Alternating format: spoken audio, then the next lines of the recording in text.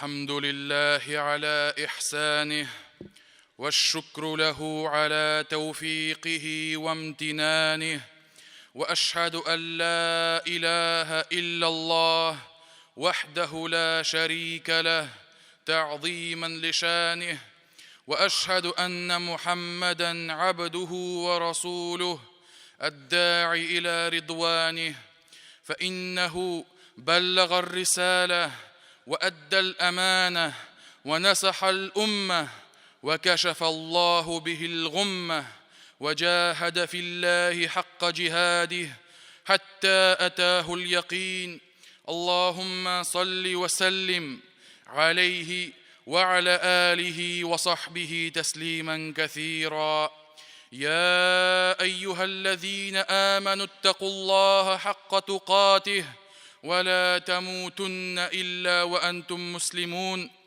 يا أيها الناس اتقوا ربكم الذي خلقكم من نفس واحدة وخلق منها زوجها وبث منهما رجالا كثيرا ونساء واتقوا الله الذي تساءلون به والأرحام إن الله كان عليكم رقيبا Галәмнәрне юктан бар кылып, безләрне халык иткән, тәрбияләгән Аллаһка барча хәмд сәнәләребез, улуглау мактауларыбыз булсын. Шаһадат китерәмен. Аллаһтан башка гыйбадат кылырга лаеклы зат юк. Аллаһ бар, Аллаһ бер. Һәм шаһадат китерәмен. Мухаммад ибн Абдулла, Аллаһның хак илчесе, тугры пәйгамбәре, шәриф булган кулыдыр. Аллаһ аңа, аның гаиләсенә һәм аның сахабаларына үзенең салават шәрифләрен бирсә иде.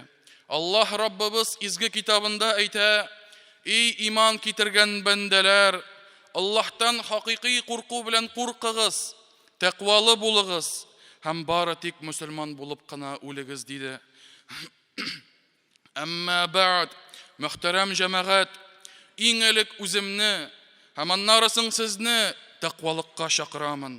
Аллаһ Раббыбыз әйтә: "Вәмән юти'иллаһа ва расулаһу ва яхшаллаһа ва яттақи фаулаика хумул фаизун". Кем Аллаһка, аның илчесенә буйсына, Аллаһтан курыкса, аңа тәкъвалы булса, шулар уңышка ирешкәннәрдән булырлар.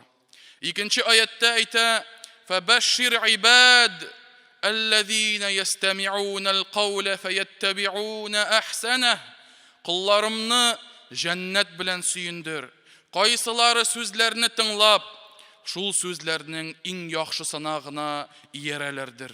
Эй мөселманнар, Аллаһ Тәгалә кешеләрне юктан бар кылды һәм аларны бер ярдәмсез калдырмады. Хак юлны күрсәтер өчен кешеләргә өйрәтүче, сөендерүче буларак илчеләр, пәйгамбәрләр җибәрде. Аллаһ Субханаһу ва Тәгалә әйтә: "Вама нурсилул мурсалина илля мубашширина ва мунзирин, фаман амана ва аслах, фала хауфун алейхим ва ла хум яхзанун". Без илчеләрне бары тик җәннәт белән сөендерүче һәм Аллаһ газабыннан, җәһәннәмнән кисәтүче буларак кына җибәрәбез. Һәм кем иман китереп изгелекләр кылса, аларга курку булмас һәм алар кайгырмаслар диде. Бөек Аллаһ исә безгә кешелеккә рәхмәте һәм нигъмәте буларак Аллаһ илчесе Мухаммад саллаллаһу алейхи ва саллямны җибәрде. Аны пәйгамбәрләр мөһере, илчеләрнең иң соңгысы итеп куйды. Аллаһ әйтә: "Ма кана Мухаммадун аба ахадин мин риҗаликум, валакин расулаллаһи ва хатаман набийин". Мухаммад сезнең ирләрегезнең атасы түгел иде, ләкин ул Аллаһ илчесе һәм пәйгамбәрләр мөһере, ягъни пәйгамбәрләр арасында иң соңгысыдыр. Пәйгамбәребезнең җибәрелүе Аллаһ тарафыннан яңа бер гасыр кебек булды. Кешелеккә һидаят, туры юл, иман байлыгы, игелек һәм тынычлык китерде. Гыйлемгә, яхшылыкка омтылыш күрсәтте.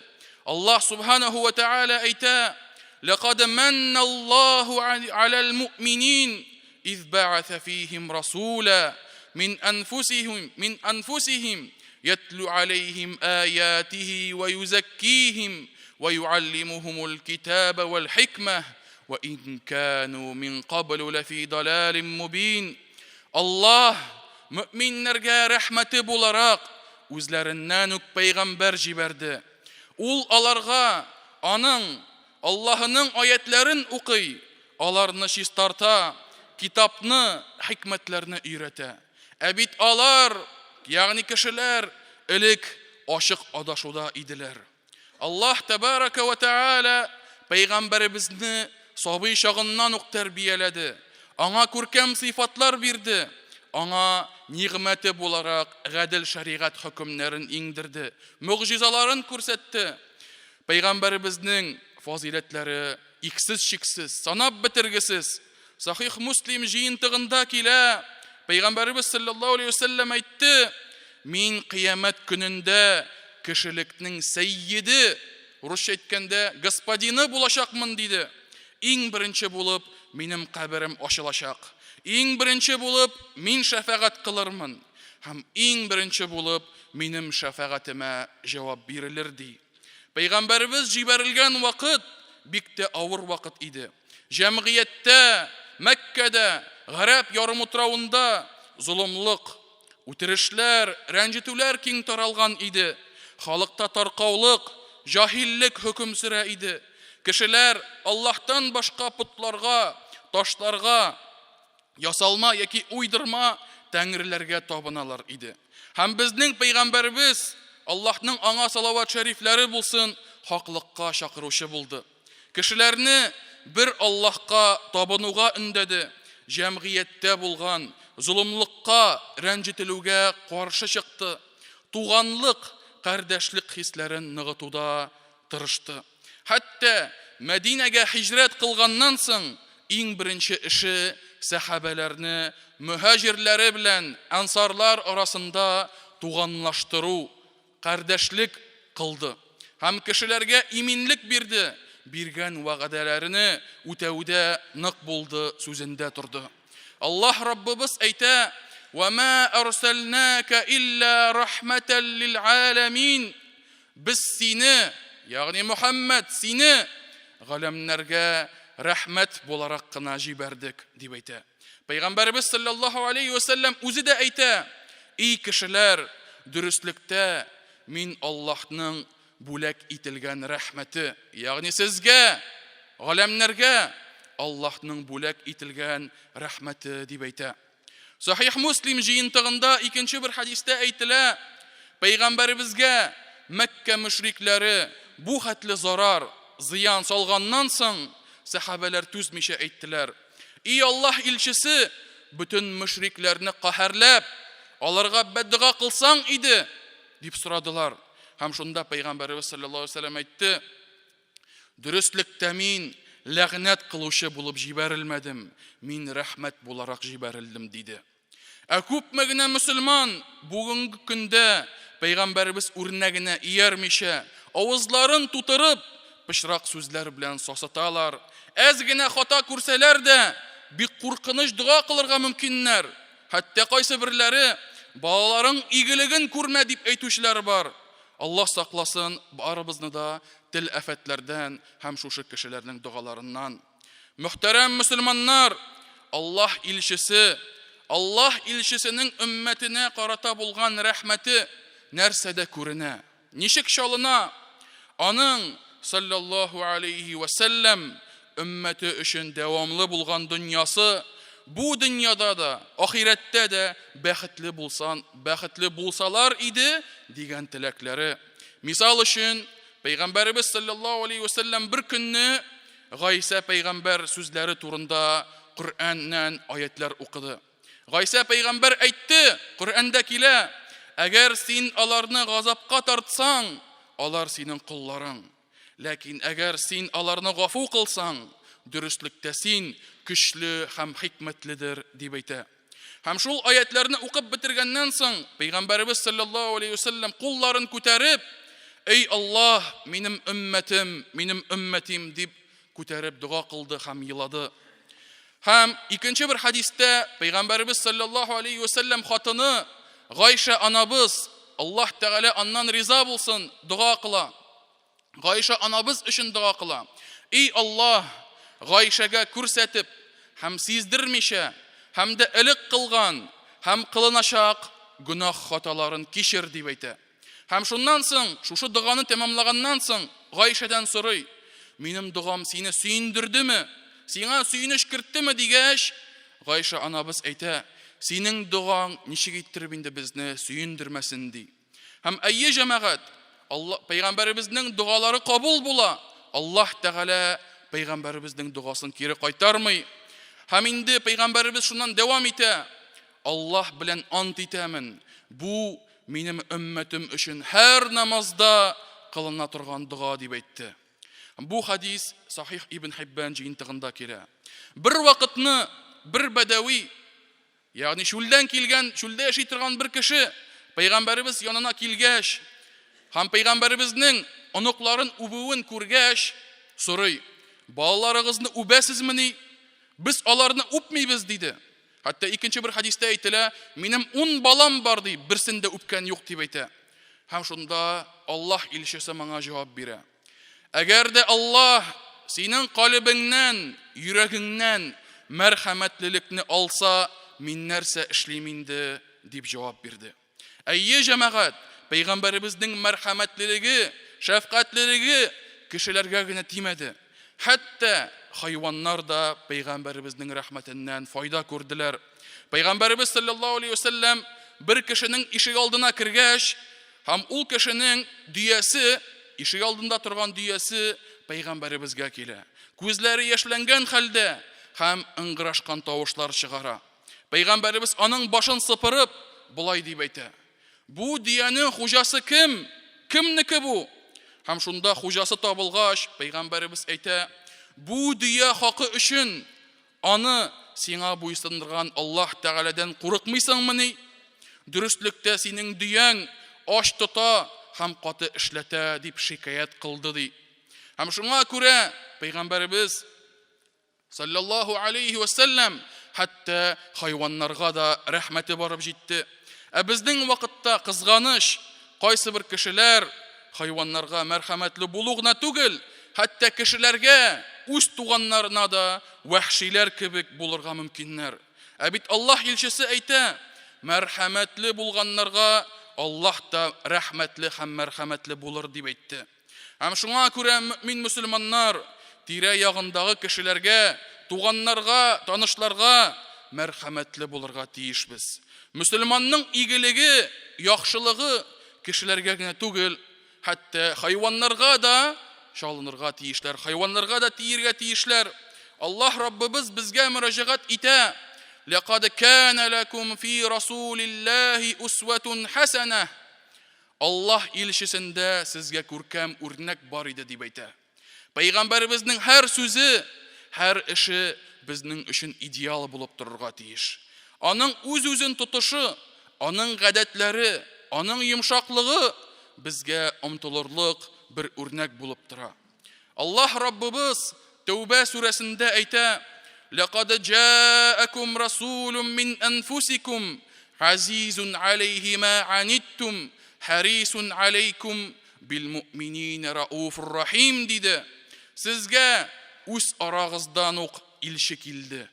Сезнең тилмерүегез аңа авыр булып торадыр. Ул сезнең өчен бик тырыша, мөминнәргә шәфкатьле һәм мәрхәмәтледер дип әйтә Аллаһ Раббыбыз.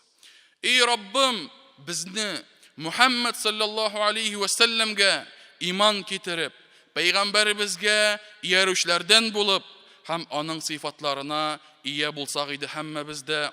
أقول ما تسمعون وأستغفر الله العظيم الجليل لي ولكم ولسائر المسلمين من كل ذنب إنه هو الغفور الرحيم.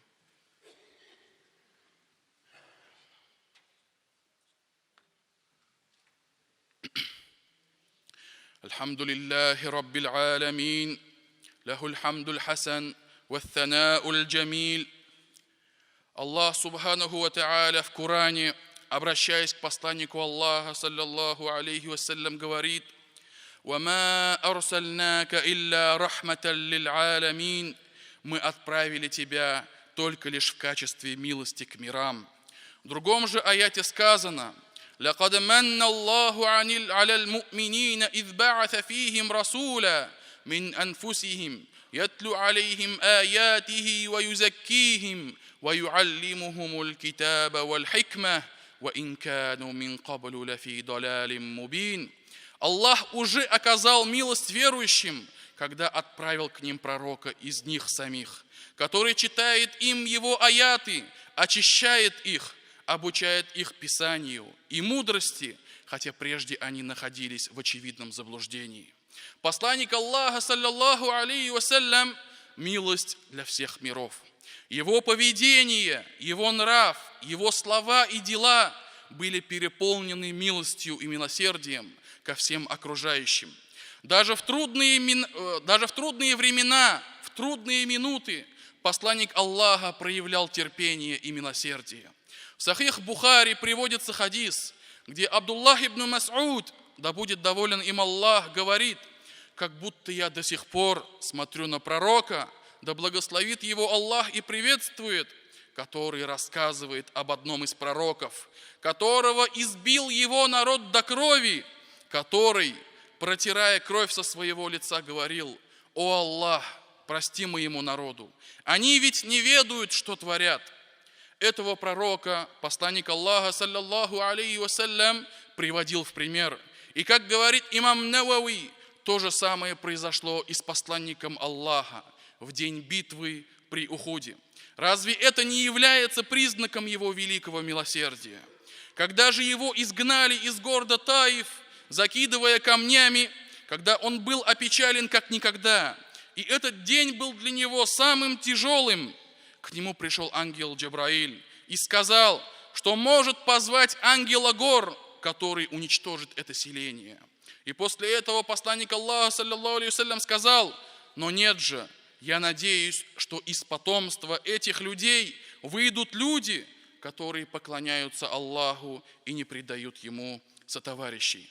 А кто бы из нас смог удержаться от возмездия? Кто бы из нас смог проявить терпение и милосердие в такую сложную минуту?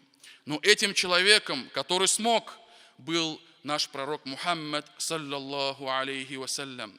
Аллах Субханаху ва Тааля в суре Аль-Имран говорит: «Лакад джаакум расулум мин анфусикум, азизун алейхи ма аниттум, харисун алейкум бил му'минина рауфур рахим». К вам явился посланник из вашей же среды. Тяжко для него, что вы страдаете. Он старается для вас, он добр и милосерден к верующим. Посланник Аллаха, саллаллаху алейхи вассалям, был милосердным для своей общины, для своей уммы, даже в таких простых вещах, выполнение которых не требует особых усилий. Посланник Аллаха, саллаллаху алейхи вассалям, сказал: если бы я не боялся, что это окажется тягостным для моей уммы, то велел бы использовать сивак, мисвак перед каждой молитвой. Такими примерами переполнены книги знаний, сборники хадисов, книги, повествующие о жизнеописании пророка. И когда сегодня говорят по новостям, такой-то журнал нарисовал карикатуры на пророка Мухаммада, пишут о посланнике Аллаха в западных и не только СМИ, в неподобающем виде откровенно издеваются, растаптывают его честь, не придерживаясь малейших проявлений норм и этики. Когда кто-то может наивно возразить, сказать: ведь они же ничего не знают о нашем пророке, они же ничего не читали о нем. Кто-то другой может сказать: это часть мирового заговора против ислама, против его ценностей и его пророка. Однако я хочу сейчас сказать не об этих людях, не о которых очерняют пророка Мухаммада, а об мусульманах, которые последовали за пророком Мухаммадом. Пусть каждый из нас задастся вопросом: а что мы знаем про нашего пророка Мухаммада? Что мы можем сказать о его жизни? какие впечатлительные примеры мы можем привести из его жизненного пути. Какую книгу, наконец, мы прочитали о жизнеописании пророка Мухаммада. И поэтому каждому из нас, кто молится, кто не первый раз, кто не первый год уже совершает намаз, кто умеет читать Коран, кто изучает полезные знания, каждому из этих людей, и мне в том числе, должно быть стыдно. Что же мы прочитали о жизни пророка Мухаммада? Что же мы изучили о его жизни? Что же о нас можно сказать, если мы даже ни разу не прочитали ни одной книги о жизнеописании пророка Мухаммада? Аллах Субханаху ва Тааля в Коране говорит: «Лакад кана лакум фи расулиллахи усватун хасана». В посланнике Аллаха был прекрасный пример для вас. И об этом наилучшем примере мы должны знать все о его жизни, о его быте, о его обществе, о его поступках. И поэтому пусть Аллах наставит на истинный путь каждого из нас и облагородит нас полезными знаниями, которые принесут нам пользу и в этом мире, и в мире вечном. إن الله وملائكته يصلون على النبي يا أيها الذين آمنوا صلوا عليه وسلموا تسليما اللهم صل وسلم وبارك وأنعم على نبيك محمد وعلى آله وصحبه أجمعين